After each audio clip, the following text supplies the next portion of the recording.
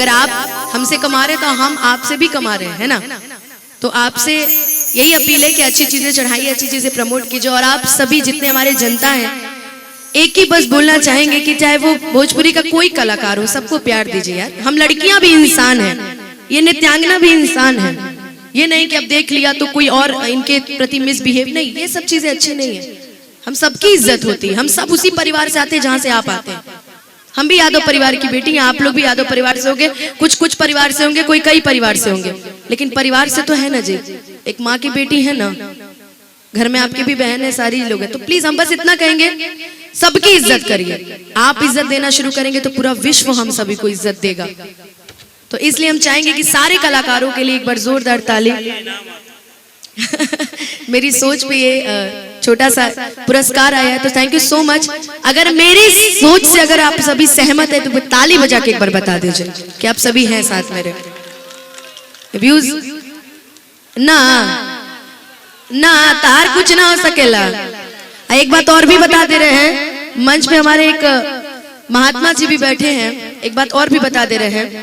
आप लोग जो गलती करते हैं ना, यहाँ पे किसी भी कोई भी लड़का अगर कोई भी अभद्र व्यवहार करता है, चाहे कुछ भी, तो देखिएगा, ध्यान दीजिएगा, उस इंसान को कभी 10 साल बाद जाकर मिलेगा, उसकी सबसे पहली जो संतान होती है वो बेटी होती है।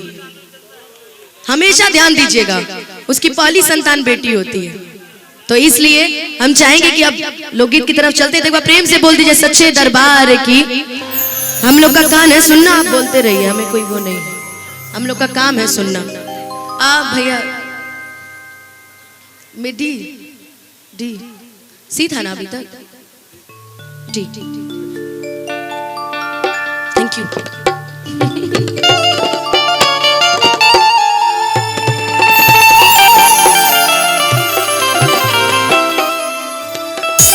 क्या नाम है आपका? रागिनी, रानी आपका?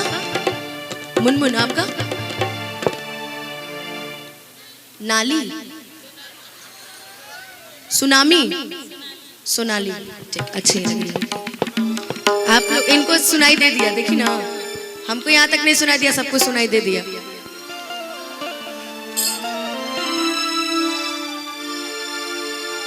कि हरी हरी ओढ़नी तो हर छूटल कवना बगिया ये गोरी, कि काहे पीछा पड़ल बाड़ा हमारे पमरल बाड़ा। पहले गाना सुन ला, रुक जा, प्रचारों पे ना चलो गेली सुन। कि माठा फूकी पिया ताड़ा दूध से कजरल बाड़ा, होनियो ताक दे तू सब बेचारे आघा जाते। कि के कर जगवलू भगिया गोरी, कि कहां बुतवलू गोरी, कि हरी हरी ओढ़नी तो हर छूटल कवना बगिया गोरी, कि हरी हरी ओढ़नी तो हर छूटल कवना बगिया गोरी। ई है साइकिल, आई है टेम्पू, आई है स्कॉर्पियो,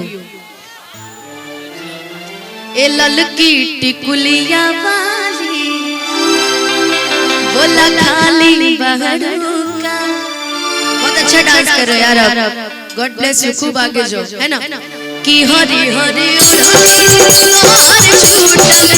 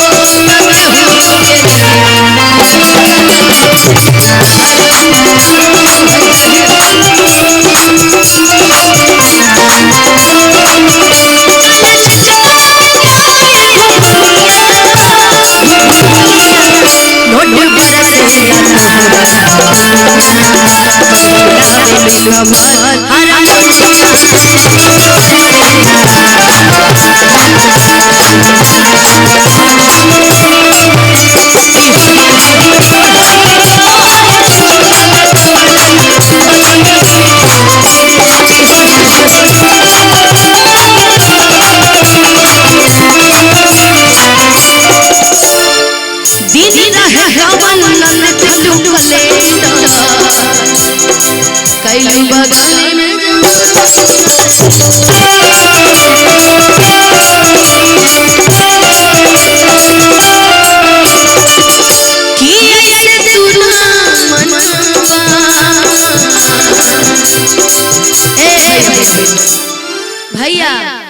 यहाँ डांस करिएगा तो पूरा विश्व में वायरल हो जाइएगा। लुका छिपा के डांस करके बा, लुका छिपा के घर में डांस करिएगा तो जल्दी वायरल नहीं होइएगा। लेकिन ये जब सब 20-20 को कैमरा लगल बा, पता चलेगा कि कल से हर जगह आप ही का वीडियो चलेगा कि ये देखिए सिवान में भैया डांस कर रहे थे। कोई नहीं, यही लोग मजा लेंगे वीडियो दिखा दिखा के। आपकी पत्नी को सबसे ज्यादा परेशान करेंगे कि ऐसे तू ना मनवा, अब बात भी करके कह जनवा कि छोटे में गोटे लगिया रे, एही से लागल हंस गया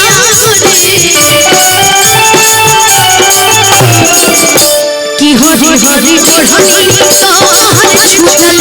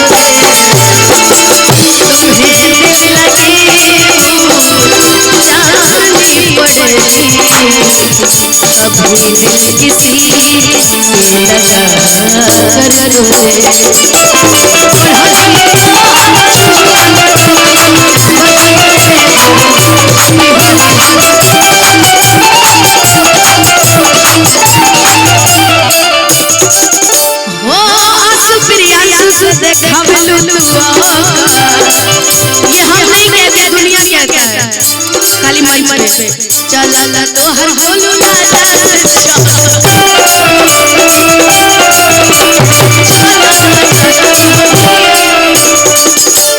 कि आंसू प्रियांशु से देखावे तू सोजा खड़ा हो जा, पहले सोजा खड़ा हो जा। चला तो हर पवन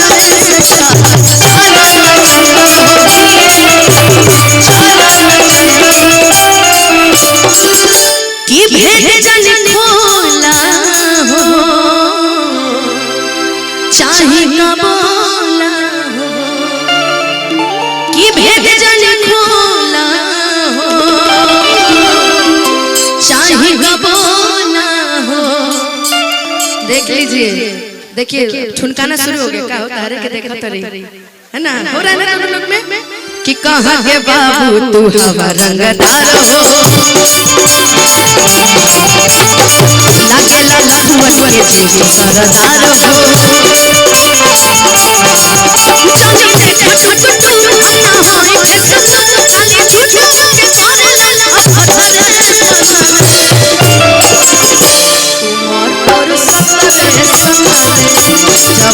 ससुर जवानी चढ़ गसरे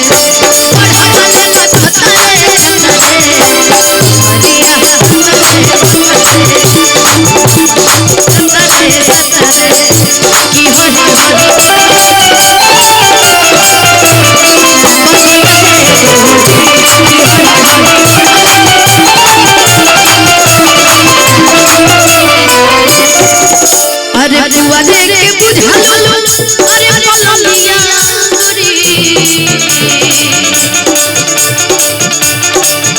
अरे बुआ दे के बुझा लो बोलिया गोरी, एही से डालिया लगिया गोरी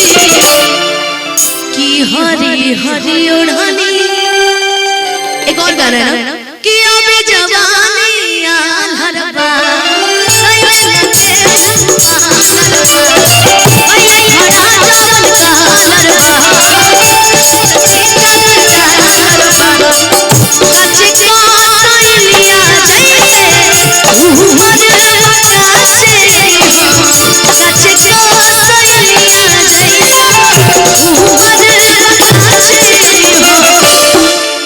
चौकी हुमाचे ओई हो अपाचे के नाचे ओई हो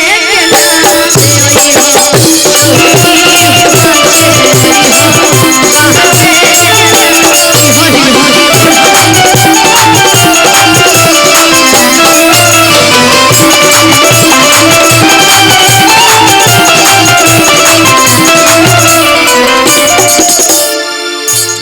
गोलू भैया की तरफ से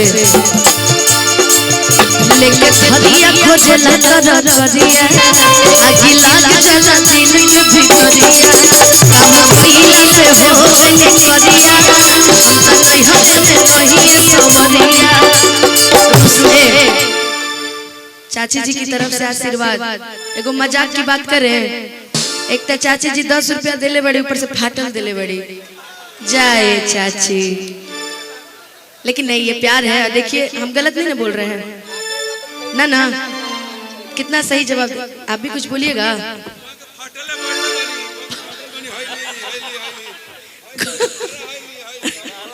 अच्छा लाई लाई मैं ले लेती थैंक यू हम नहीं बोले वो लोग आपस में क्या है मुझे थोड़ी पता है ना लग रहा भाभी है क्या हमको समझ में आ गया था देवर भाभी है भाई ठीक ही है इसीलिए कहे कि कंजूस बड़ी बोले ठीक है भाई ये भी हो ही सकता है ना सरहज है सरहज कंजूस होबे करेली सब है ना लेकिन एक चीज है कि काम कइला से हो गई करिया हम त नैहरे में रहिए सबरिया कि रुसन करे जा हमर फाटे छोटी छोटी बात तू लगा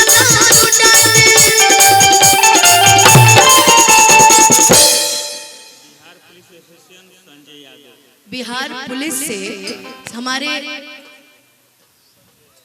500 काहे बोले जब 200 मिला है तो संजय यादव जी की तरफ से कह रहे 500 बोल दिए क्यों बोले आप कलाकार से झूठ बुलवाते हैं जी 300 रुपया बाकी है हम अभी भाई पुलिस का नाम लिए तो भाई ऐसे थोड़ी है ना 300 रुपया बाकी है अभी है ना कि रुसाना करे जा हमर फाटे कि छोटी छोटी बात धनी हो सावधान तोहरे न बाटे धनी हो सावधान भाभी हो सावधान तोहरे न बाटे धनी हो सावधान कि हरी हरी